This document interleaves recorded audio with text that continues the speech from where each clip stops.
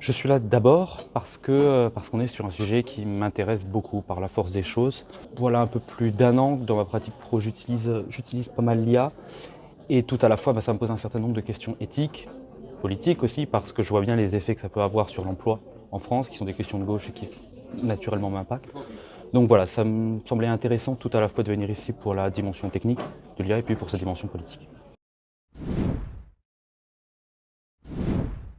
Écoutez, pour vous dire, dans ma pratique professionnelle qui est juridique, j'ai déjà eu l'opportunité de voir comment je peux accroître ma productivité, si on s'exprime de cette façon, de manière très importante avec l'utilisation de l'IA. Et j'ai bien le sentiment que l'outil se développant à une vitesse extrêmement rapide, on peut se retrouver assez rapidement dans une situation où un salarié est capable de produire en une heure ce que trois l'auraient fait auparavant, si bien que je pense qu'on a avec cet outil un vrai sujet sur l'employabilité, sur la capacité à multiplier les tâches et en fin de compte sur l'offre d'emploi. Je crains que dans les années à venir on soit un petit peu moins à travailler sur cette base. Évidemment, je fais du juridique, donc nous, on est derrière, on est toujours en backup. Par la force des choses, on est obligé de vérifier parce que surtout les IA et surtout celles actuelles font encore des erreurs, ont des hallucinations, tout ce type de défauts techniques qui requièrent l'intervention d'un être humain. Mais ce que je crains, c'est que cet outil devienne courant dans la pratique professionnelle et surtout nécessite sa maîtrise. Donc oui, l'humain est utile, mais je crois qu'il va devenir à terme un complément de la machine et je pense que c'est là un problème qui se pose.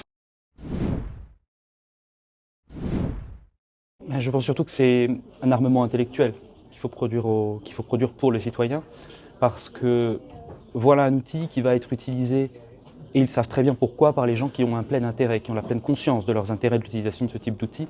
Et je crois qu'il ne faut pas le laisser uniquement entre leurs mains. Je crois que c'est un sujet qui concerne tout le monde. Par la force des choses, on ne va pas pouvoir faire grand-chose au fait qu'il se développe. On va pouvoir l'interdire, ce serait impossible.